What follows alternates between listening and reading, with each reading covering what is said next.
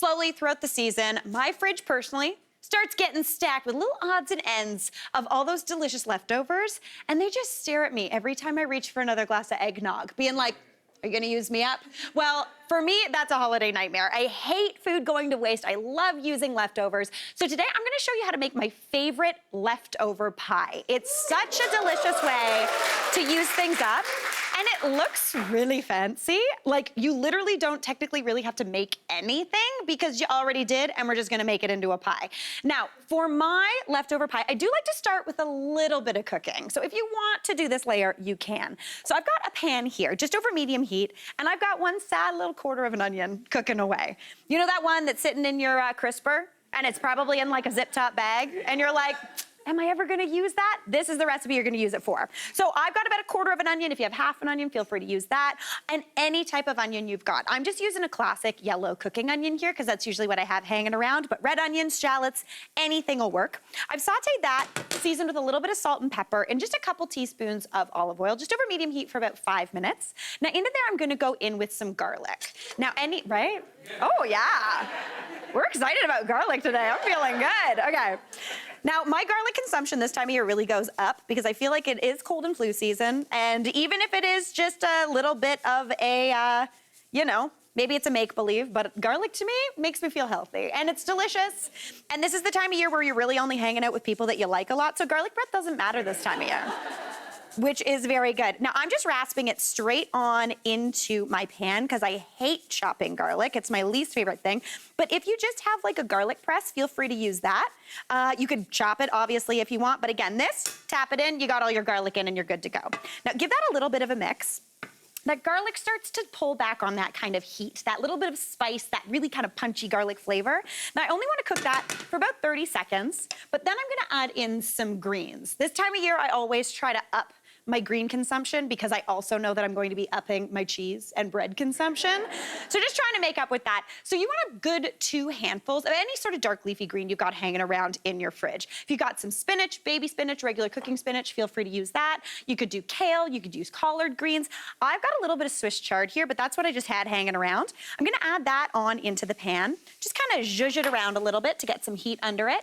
Add on a little bit of salt just to help it cook down.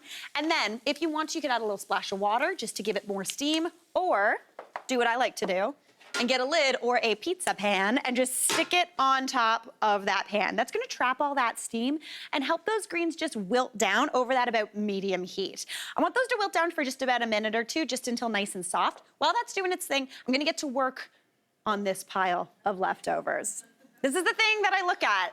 Look at my fridge and I'm like, Aaron Mariash, that's my husband, we gotta eat these. It's like my challenge to myself. So I like to put everything together in just a delicious pie. It's super simple. So the first thing you need is about 2 cups of whatever roast meat you have. You could have chicken, turkey, ham. Maybe you made like a classic pot roast. That would be delicious in here. But you want about 2 cups of that, shredded or chopped. I've just got some shredded chicken here, looking beautiful. Not gonna lie, this was a rotisserie chicken. You could do it with, you could trick your friends again into eating that. I'm gonna add that on into a bowl. And then just to bring a little bit of life back into that, I'm gonna go in with some gravy. Now you could use canned gravy, but again, leftovers, whatever you've got hanging around. You just need about a 1/4 cup of that. You don't need to reheat everything. So it's gonna be a little congealy, but it's gonna be delish.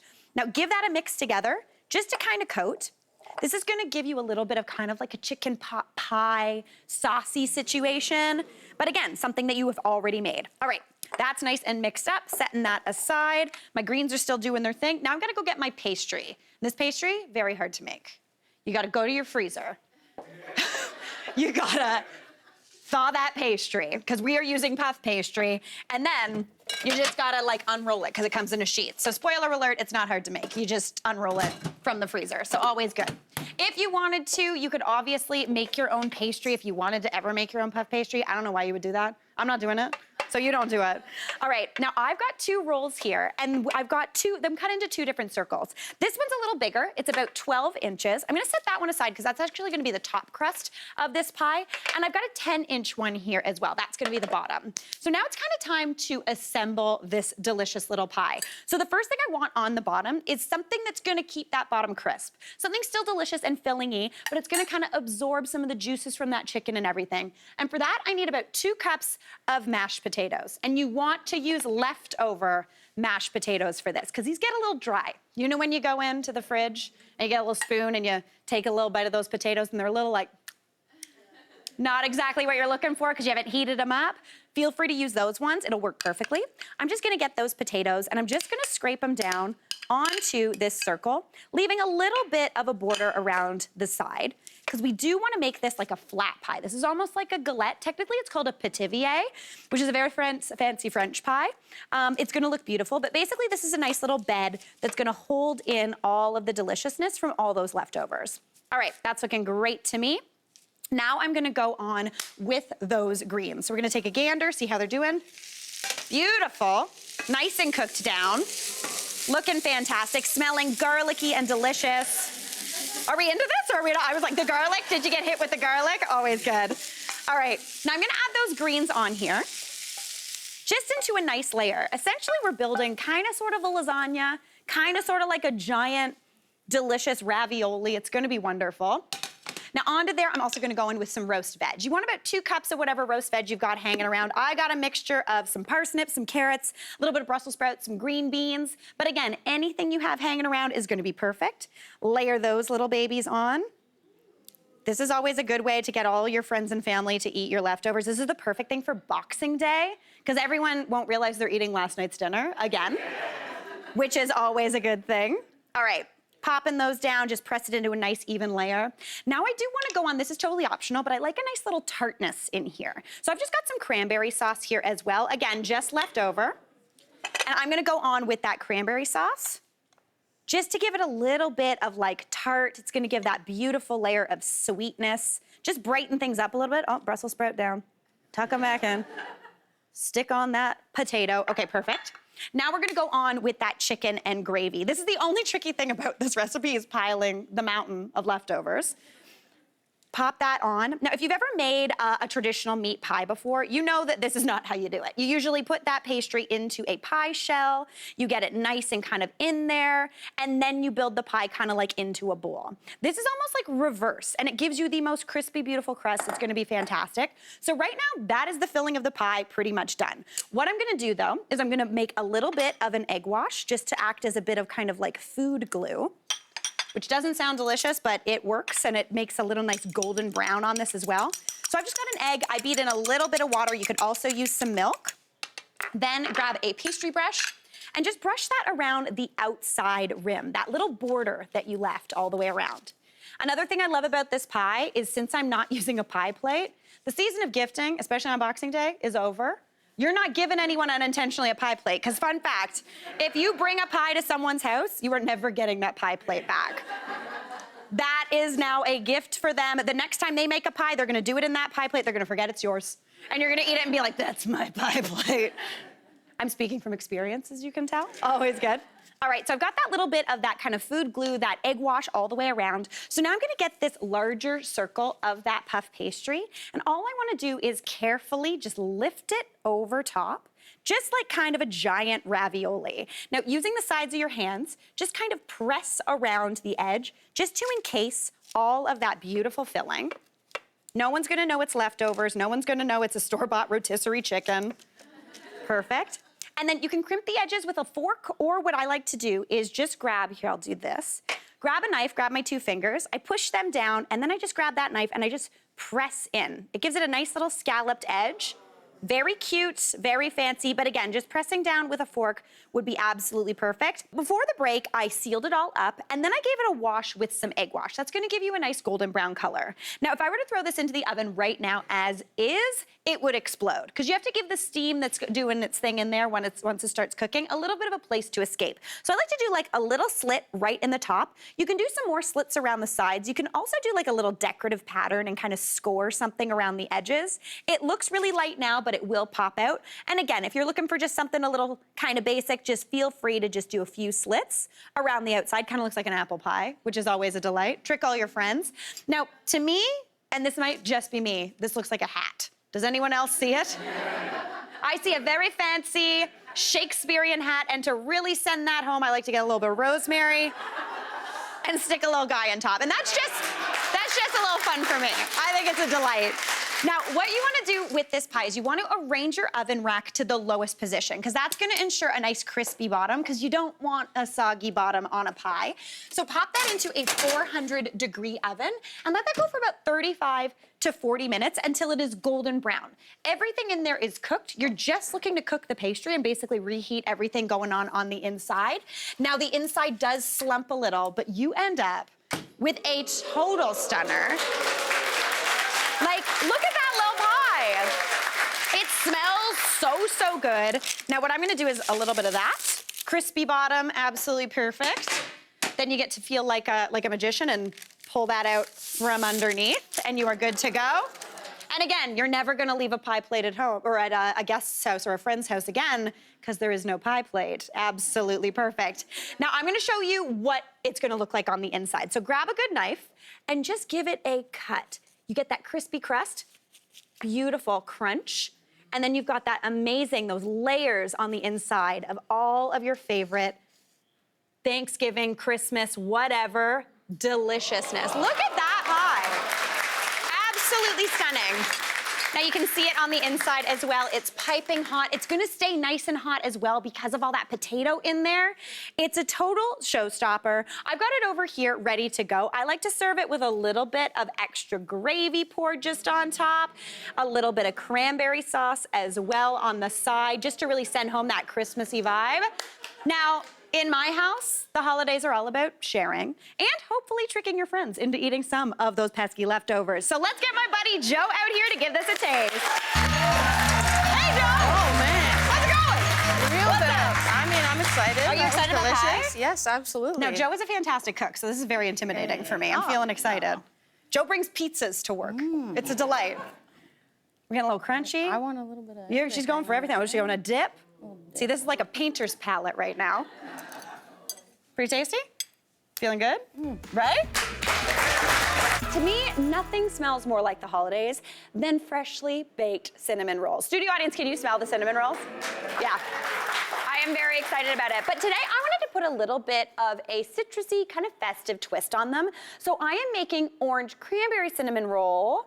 But did you hear that? I'm making one roll because I'm doing a giant one, and I'm very excited about it. It's a total showstopper, absolutely delicious, and honestly really simple to put together. We are making a yeast dough though, so it sounds a little intimidating, but this is like my foolproof, totally delicious every single time yeast dough recipe. So over here in my stand mixer, I've got about 3.5 cups of bread flour. Now you can use all-purpose flour if you'd like, but it won't be as chewy and pillowy and beautiful. Now in there I also have a 1/4 cup of sugar, just granulated sugar, 2¼ teaspoons of instant dry yeast. That's just one of those little those little packets that you get. So if you're not someone who has like a jar, just dump one of those in there. And then I've also got 1¼ teaspoons of salt. Now a lot of people will tell you that salt actually kind of kills yeast, but it doesn't. It just slows it down. It's like, whoa, grow up a little bit slower. Gives it more character, you know? So it's gonna taste more delish. So the first thing I like to do is I like to grab my hook in my hand. I'm doing this in a stand mixer and give this a good little mix together just to get all those dry ingredients as combined as possible. Now, if you were doing this by hand, obviously you could do this with a wooden spoon. That would be beautiful. But honestly, this time of year, take all the help you can get. Stand mixer it up, always good. All right, now I'm gonna fix that back on there. And then for my wet ingredients, right here, I have got a mixture of 3/4 cup of warm milk. I've also got 3/4 cup of warm water, 1/2 cup of warm milk, and then I've also got 3 tablespoons of oil in there. I like using oil as opposed to butter because it makes for a more tender dough. Butter, obviously a little bit more delicious than canola oil, but it's gonna give a really nice texture. I've also got an egg in there as well just to bring everything together. So I'm just gonna dump that right on in. And then just set that mixer going. Basically, you want this to mix together just until a shaggy dough forms. If you want to speed it up, again, you can hold that dough hook kind of like your Captain Hook and just kind of get in there. But already, it's starting to form that shaggy dough. You want to keep kneading that until it's nice and smooth. Again, if you were doing this by hand, that would take about Honestly, like 5 to 8 minutes, but by machine, 3-ish, so you're good to go. So just let that keep going until it's beautiful and shaggy and everything comes together. If it starts to look a little sloppy, just add in a little bit more flour. Up to another ½ cup will be perfect. Then you wanna set that aside in a greased bowl, and I like to cover mine with a plate. I'm gonna show you this in a second, but that plate's gonna hold in some steam and moisture, allowing that yeast to get to work. You wanna set that aside in a warm spot for about an hour and a half to 2 hours until it is nice and light and fluffy and beautiful. All that yeast is gonna make bubbles and stretch all that gluten. It's gonna be delish. But now I'm gonna get to work on the filling for this giant cinnamon roll. So the first thing I need is a cup of brown sugar. I love brown sugar for a cinnamon roll. It gives you that molassesy flavor. The other day I was talking with Anna Olson about how, to me, brown sugar tastes like grandpa sugar because there's molasses in it. No one else seems to understand what I'm saying, but if you do, again, you're my people. We got some people in the audience who get the grandpa sugar. Like molasses would have a hat on, you know what I mean? And read like Foucault, like fancy. All right, now I've got a cup of that sugar in there. You can use light or dark brown, whatever you're feeling. And for the cinnamon, I like to go big. So I'm going in with 1½ tablespoons. Sounds like a lot, but it's gonna be amazing. You want that flavor when it's this time of year. If you want, you could mix this up. You could do like pumpkin spice if you're not over that yet. Apple pie spice, you could add in some nutmeg if you're feeling it. I didn't bring any nutmeg today, despite the fact of me having pockets, but that's okay. Now into there, I'm gonna go in with just a little pinch of salt, just to counteract that, about 1/4 teaspoon. Looking great. Then I'm just gonna give that a little bit of a mix up just to combine. But now I'm gonna start adding in the additions. Right now, just as is, this would be beautiful. But I'm gonna go in with a cup of chopped pecans, because I love that crunch, that butteriness. A cup of dried cranberries. They're really nice, they keep their chew. I'm not much of a baked raisin person, but if you are, honestly, feel free, but ugh, not for me. But then this is my secret ingredient in this mixture. So typically if you're making cinnamon buns, you know sometimes all of this sugar mixture can kind of melt through to the bottom and just kind of sit down there and not have it in that kind of coil. I'm gonna add 2 teaspoons of a little bit of all-purpose flour right into there. You could also use that bread flour if that's all you got hanging around. That's just gonna give this a little bit of structure to hold it up in that dough. So give that a mix. And then for that citrusy note, I'm gonna add in the zest of an orange. Now, if you wanted to, you could do this with the brown sugar. You could do almonds. You could do a little bit of lemon in there. That would be delicious as well. But I'm going in with orange zest because I love that flavor. All right, perfect. All right, adding in that orange zest. And as soon as you start zesting that orange, you smell that amazing flavor. It's absolutely out of control. Try not to get any of the white pith. That's a little bit too bitter. Give that a toss. And then into there, I'm going in with my butter. So I have got 6 tablespoons of butter, and I'm gonna mix that right into, actually, am I? No, I'm gonna brush it on. You know what, you can do either. You can mix it in or brush it on. I'm gonna brush it on. But let's take a look at this beautiful dough. So we're gonna unlid it, see how it's going. Oh, it's sticky, oh yeah. Okay, this is my favorite part of any bread making. We've got this dough. It's nice and jiggly. It's looking beautiful. But now you get to do a thing called a dough punch. So grab your fist, give it a punch. Nice. And then you get your hand out of there, and you give yourself a thumbs up. Because what a delight. All right. This dough is beautiful. It's so soft, it's sticky. I'm gonna put a little bit of flour down on my work surface, and you wanna roll this dough out until it's like 12 by 18-ish inches. That's gonna be perfect for forming these doughs. I'm gonna actually throw it a commercial break right now, and when we come back, we're gonna continue making these buns and get them extra delicious and so wonderful.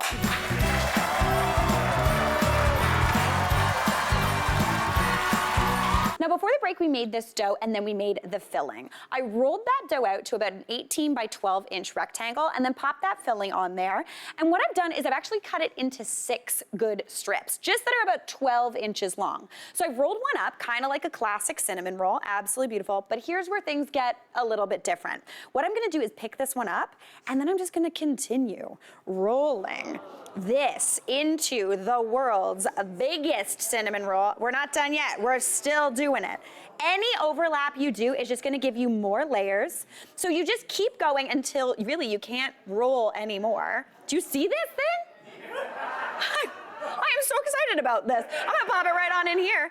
I would just keep going around and around. You've got those beautiful layers of all of that filling. Set that aside to rise for about an hour, just covered back in that warm spot. Then you wanna bake that off in a 350-degree oven. You wanna let that go for about 35 to 45 minutes. Basically, you wanna bake it until the internal temperature reaches around 190 degrees. That's gonna give you that perfect, still ooey gooey cinnamon roll. Oh my goodness, and you're gonna end up with a little something that looks like this. I mean, do you see those layers? You've got the rolls, you've got all of those layers, you've got the pecans in there. Since we put a little bit of that flour in, that's also gonna hold all of that beautiful cinnamon sugar filling right on in there. Now, for the top, I've made a quick little cream cheese glaze.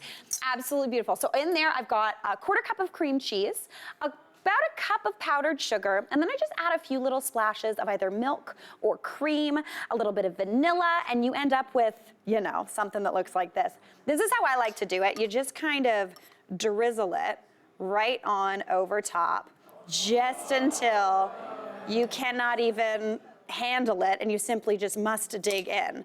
You can also spread it so it falls into all those nooks and crannies. Ooh, okay.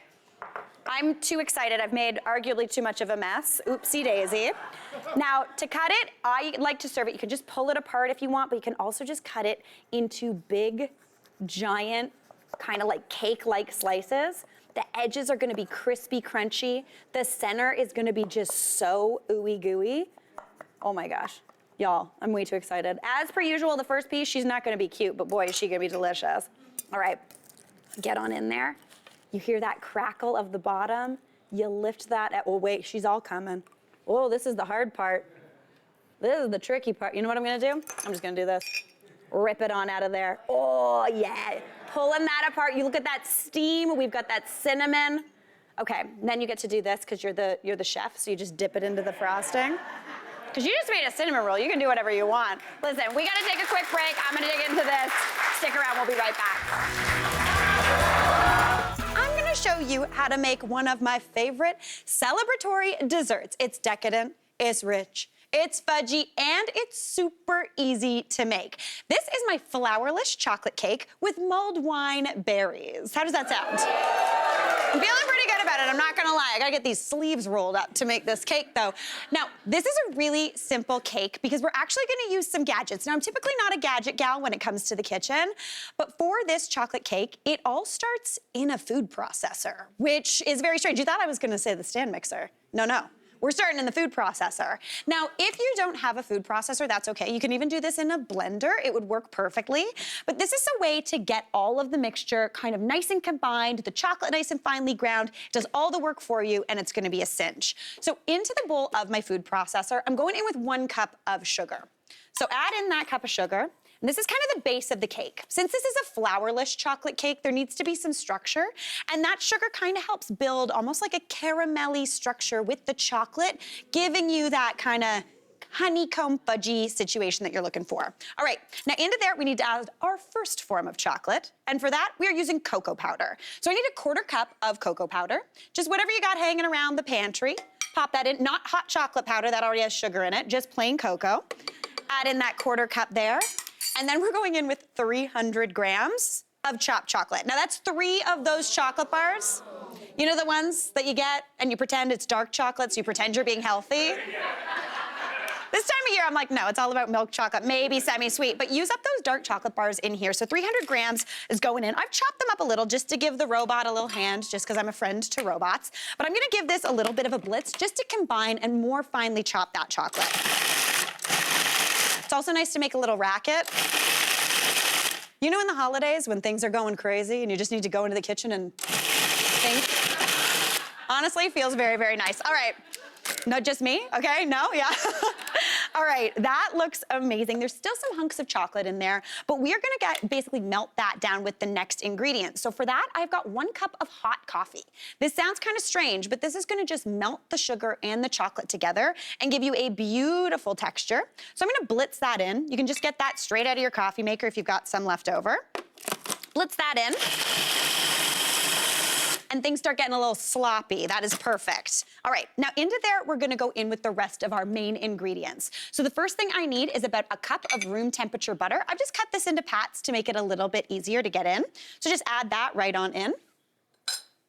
I'm using room temperature. You could technically use cold butter, just cut it smaller. You'll just have to process it a bit longer. It'll all come together. There's no flour in here, so you're not worried about building up any gluten.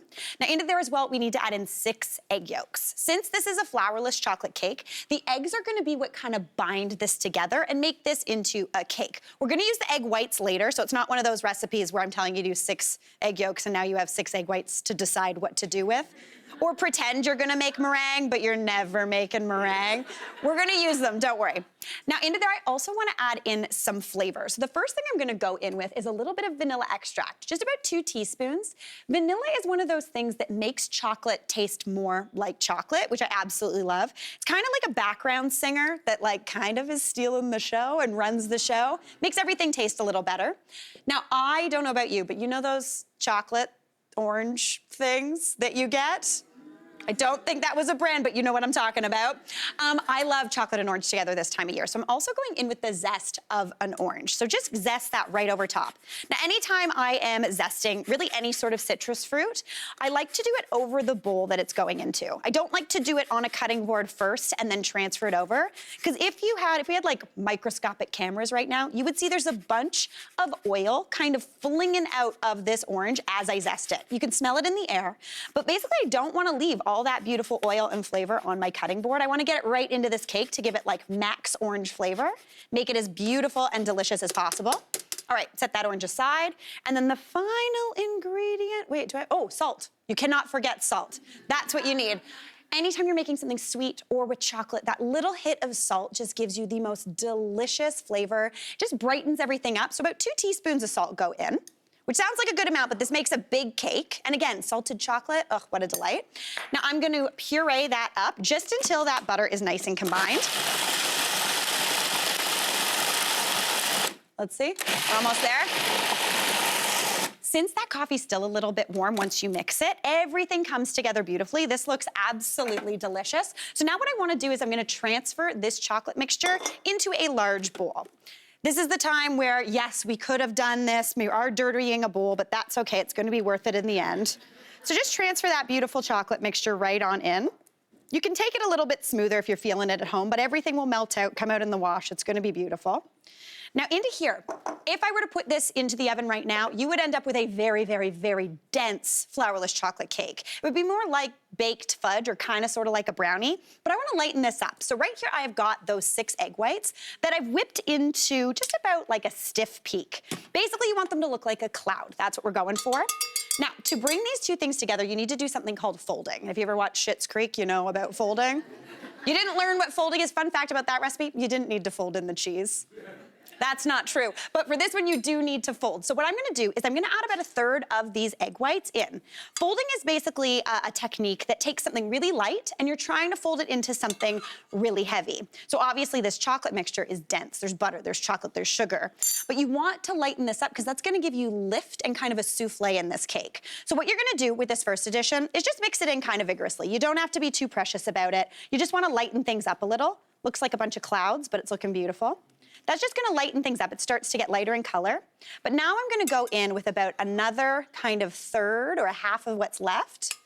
Pop that on in. And this is where you're gonna get a little more delicate with your folding. So what you wanna do is you wanna get your spatula, cut down the center, and then turn your bowl, scrape along the side, and fold it over. So basically you're folding the heavier mixture on top of those egg whites. Now these egg whites are nice and stiff, so they're a little bit foamy. They're gonna come together beautifully, but as you see, it starts to lighten up. You don't have to be as precious and careful as you think you might be. It's still gonna come together into a beautiful cake. All right, let's get the rest of those egg whites in there. Whoops, making a mess already. Always a good thing. At 10 in the morning, making a chocolate cake. All right. Give that a fold, get the rest of those egg whites in. I would be doing this a little more gently at home, but we're gonna do it nice and quick. Again, those egg whites will souffle up, even if they do start to burst a little, it's still gonna be beautiful. All right, that's looking great to me. Now I have got a springform pan right here that I have greased with a little bit of nonstick cooking spray, and then I dusted it with about a tablespoon of cocoa powder. That's gonna make sure this cake comes out, because the worst thing is when you're baking and then unintentionally you can't get that cake out of that pan. It turns into a pudding. So make sure you do that. I'm gonna pour all that beautiful batter right on into that springform pan. All that chocolate is gonna melt together. It's gonna be so delicious. Then I wanna pop this into a 350-degree oven for about 40 to 50 minutes. It's gonna souffle up, it's gonna puff up beautifully, and then it's gonna fall. You wanna bake it until the top is nice and kind of craggly and cracked and dull looking. It's gonna be nice and tall. You're gonna be like, oh my gosh, this is the most beautiful cake in the world. You take it out of the oven, it's gonna start falling. But that's okay. That's gonna leave room for toppings. So real quick before we go to break, I'm gonna show you one of my favorite things. This is that mulled wine berry. So we've all had macerated berries on like angel food cake or stuff, but all you need to do to make these is mix together about 4 cups of whatever berries you've got. I'm going with red berries, so I've got some strawberries, some raspberries, and even though they're not berries, I'm counting them as a red fruit. We're going in with a little bit of pomegranate as well. You could even do some currants if you could find them. That would be beautiful. Now into there, I'm gonna go in with a little bit of orange zest, a little bit of orange juice. I'll pop that in over the break. But this is where the mulled wine situation starts coming in. What you wanna do is add in some mulled wine spices. So you wanna go in with a little bit of nutmeg. No pocket today, sorry everybody. The stress is a pocketless, unless I was gonna tuck it in my pantyhose and I wasn't gonna do that. So we're gonna go in with about 1/8 of a teaspoon of some nutmeg. That's gonna give beautiful holiday flavor. 1/8 of a teaspoon of some cardamom. Cardamom's really nice, it's super tasty. Now also 1/8 of a teaspoon of cloves, which are so punchy and strong, so 1/8 of a teaspoon goes a long way. And then finally, about 1/4 of a teaspoon of some cinnamon in there for that classic holiday spice. Beautiful, beautiful. Now we get into the mulled wine territory. We're talking booze. I'm going in with about 1/3 of a cup of red wine. Whatever red wine you have open, feel free. Toss that in. That's about well, let's do a little more. We're gonna figure it out. Okay, about 1/3 of a cup of that. And then I like a little bit of orange liqueur. You could also do brandy, but just about a tablespoon. The only thing that's hard about these is it's sugary, so it's hard to open. Little bit of that in. And speaking of sugar, just a few tablespoons of sugar is gonna sweeten this up beautifully. It's gonna help macerate and break down that fruit. Set this aside for, I'd say about a half an hour, just until it's nice and juicy. And you're gonna end up with basically mulled wine, but on a chocolate cake. We're gonna put it all together when we come back. Does that not look like the most delicious, dense chocolate cake? This is the thing, you will get a crack. It will fall. As it bakes in the oven, it reaches basically the top of this pan, but then you take it out and it just falls in. It leaves you with the most beautiful kind of well to fill with deliciousness. So to get it out of this pan, you basically just wanna like unhinge that beautiful springform pan. Do you like, so you see how, I know he looks kind of slumpy and sad. He looks like Frosty's hat. Like, but honestly, I also do not even bother trying to get it off of the springform pan base. I just pop it onto a plate and you are good to go. Now on top of there, ours is still just a little bit warm, which is an absolute treat. But if you let it cool, you can pile all the toppings on top. I'm not gonna let it cool though, because I simply can't wait. Now in this mixer here, I have got a combination of a cup of mascarpone cheese with a cup of whipping cream that I've just whipped up. Now if you don't wanna shell out for that mascarpone, you can easily do this with a little bit of cream cheese. That would be beautiful. Just use the brick style. It holds up a bit better. Then I've also got just a few tablespoons of icing sugar in there. Not a ton, because there's a good amount of sugar in that cake, and a little vanilla. Now you could add in a bit of nice kind of orange liqueur in there as well to kind of bring everything together. And speaking of that, we've got this beautiful mulled wine fruit that looks so good and juicy. Okay, now to serve, again, you could do a big pile of the cream, the fruit on top, or you could just cut a nice little slice. Oh, it is dense. Oh, it is decadent. It is such a stunner. I'm just gonna do an extra one just in case I want 2 pieces. Okay, all you need to do is wiggle that little lifter underneath, lift that up, and you have the most delicious, dense chocolate cake you have ever seen. So beautiful, such an absolute delight. We're gonna get that baby out of there. And then what you wanna do on top of here is just spoon over that amazing cream. With that little bit of mascarpone or cream cheese in there, it gives a little bit of tartness. What a treat. And then that amazing fruit right over top. As this sits, the juice kind of thickens and gets more delish, but like, come on, get out of here. You bring that to your next holiday dinner, you're never leaving, let me tell you that. All right, I'm gonna give that a taste because I simply cannot resist. the cake, the cream, the berry. Let's do it. Oh my gosh. It just tastes like fudge. We are together gonna be making the simplest, most delicious holiday cookie. They're called spiced Palmiers. Really tasty, seems fancy, very easy to do. But we're also gonna make the most classic and decadent holiday drink. We're making homemade eggnog. Anybody ever done that before? Feeling excited about it. Okay, so we're gonna get started on that homemade eggnog. So y'all follow along, because we're doing this in real time. It's gonna be exciting. All right, let's do this thing. Okay, so the first thing we need to do for our eggnog is basically make like a custard. Because essentially, spoiler alert, eggnog is just like a thin custard. It's very rich, it's very decadent, and it's totally delicious. Now over here on the stove, you guys should have, I think you already have some warming. We have got 4 cups of milk on the stove over about medium-low heat. You just want it to be nice and kind of steamy and beautiful. You don't want it to boil, but if it simmers, that's fine. The only reason you don't want it to boil is because it's gonna make a mess of your stove, and we don't have time for that today because we gotta make eggnog. Now, into here I'm gonna start flavoring this. This is what I love about making homemade eggnog, is you get to add in different spices that you love. So the first thing I'm going in with is a little bit of some cinnamon. I'm going in with about a teaspoon of cinnamon. Let's see if I can do this loosey-goosey. Just add that right on in, just to do its thing. That looks like about a teaspoon to me. Don't worry, cinnamon is hydrophobic, so it floats, so it looks like more. Science. The science of cinnamon, we've got it. Now into there, I also love the holiday flavors of cloves. Now, if you've ever had like a roasted ham, you can recognize these little guys. You've also seen them stuck into like orange slices. They look kind of like a little alien spice. They're very strange looking.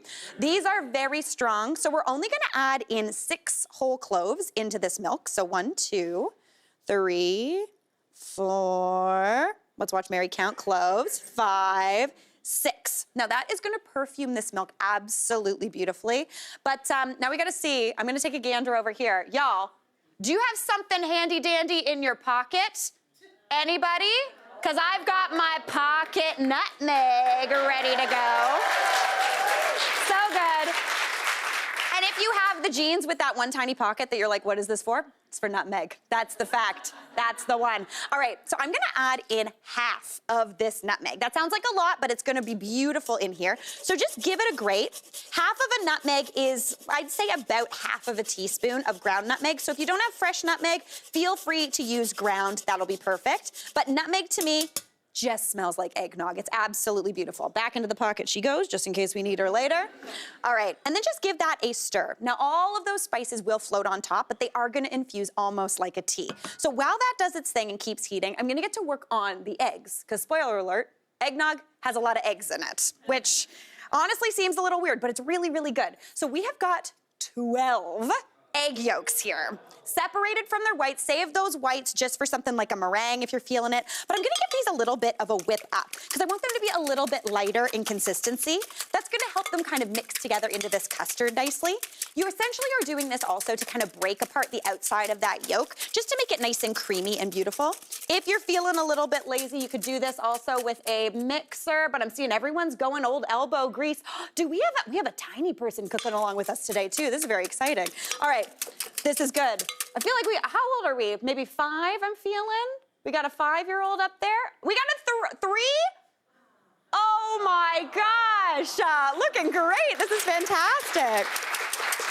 Very tall for a 3-year-old. All right, now into those egg yolks, we're gonna go in with our sugar. Now, anytime you're adding sugar into eggs or egg yolks, you wanna add it in gradually and you wanna be mixing. So even if you're making cookies or cakes, you wanna not just put the sugar in and the eggs on top, because that can actually cure the egg yolks, and we don't want that. That gives it a kind of a weird texture.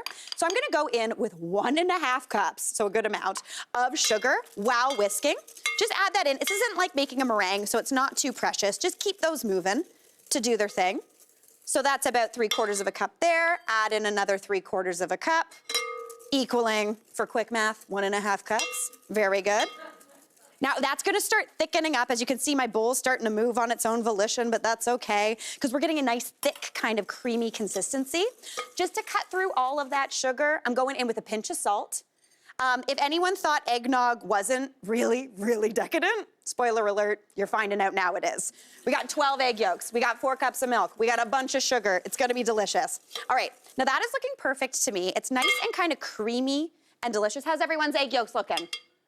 We've got some good whiskers. This is where my mom would tell you that she won a whisking competition when she was younger. I think it's the only thing she's ever whisked. It was great. She made a meringue. All right, now into here, we want to actually temper in that warm milk. So I'm going to bring my bowl over to the stove, and then just using a ladle just to make things a little bit easier, you want to slowly start adding that hot milk into this egg mixture. So I'm actually going to kind of do it like this, just so I have a bit more help.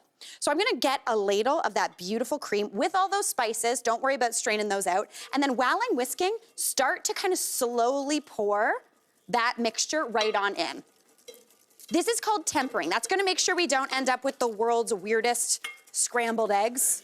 Because not gonna lie, I do love a scrambled egg, but nobody wants scrambled eggs with a clove in it. That's not what I'm feeling. Also, I don't know if anybody can notice, I grew about 5 inches because anytime I'm whisking, I always stand on my tippy toes. This is something I discovered recently in my life. It's very strange. This and rolling pins, always a good thing.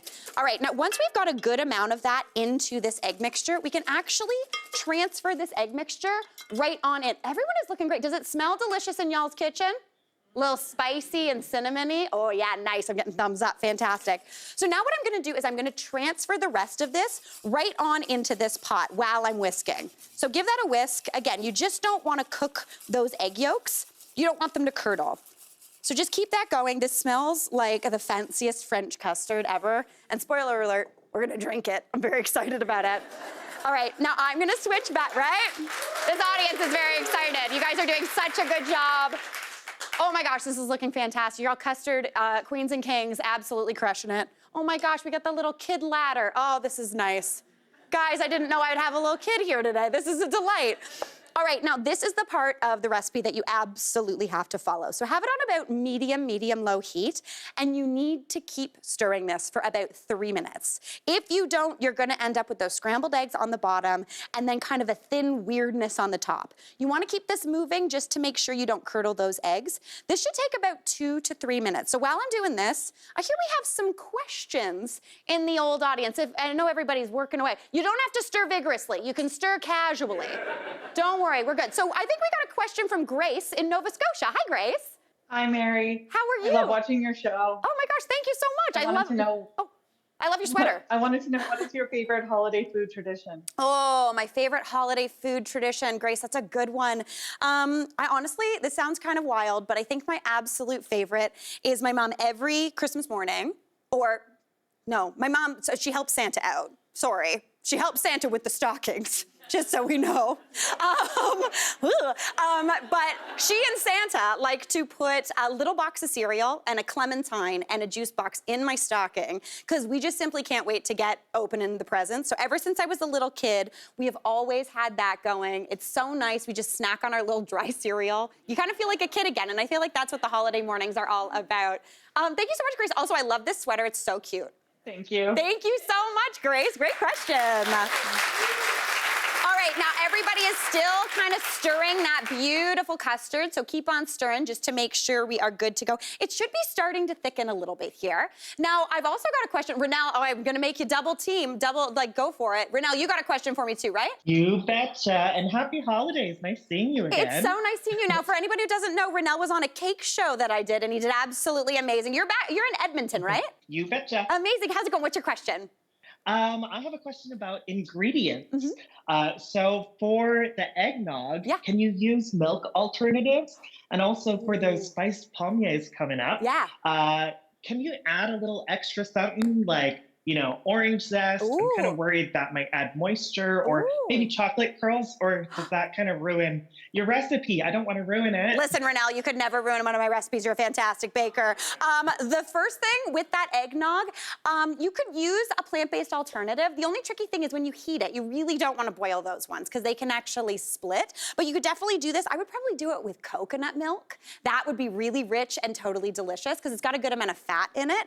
And for those palmiers, honestly, you do wherever the wind takes you. You put whatever you want in there. They're super easy to customize. You could even make them savory, which is a delight. Love it. Yes. Thank you. Great question, Renelle. I love it. All right, now this beautiful custard mixture has thickened up so nicely. Is everybody feeling good about it? I'm feeling good about mine. So basically what you want to do, you're looking for the mixture to be able to draw a little bit of a line down the back of your spoon. If it holds that, you are good to go. Now, I am already simmering mine. I gotta turn mine down. As you can see, I do have a little bit of cooked egg yolk in there, but that's totally fine, because what I'm gonna do is I'm gonna strain that out. So, using my good old-fashioned ladle, I'm gonna start kind of transferring this into a bowl and through a fine mesh sieve, just the one you use to like strain your pasta or whatever. Go on in, let that simmer and strain through. If you need a bit of help pushing it through, just use the back of your ladle and just kind of do this. That's gonna just get that right on through absolutely beautifully. Now I'm gonna pick this up, turn that off because I'm getting too hot. Mary Berg tried to go fast. This is a trick. Watch, learn from my mistakes, y'all. Do not go quickly with your custard.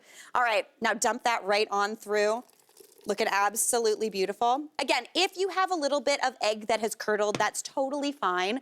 That strainer is the insurance and it's just gonna catch that. So just kind of push it on through. You've got that beautiful, rich custard. We're straining out all of those spices as well. I know, I'm excited about this.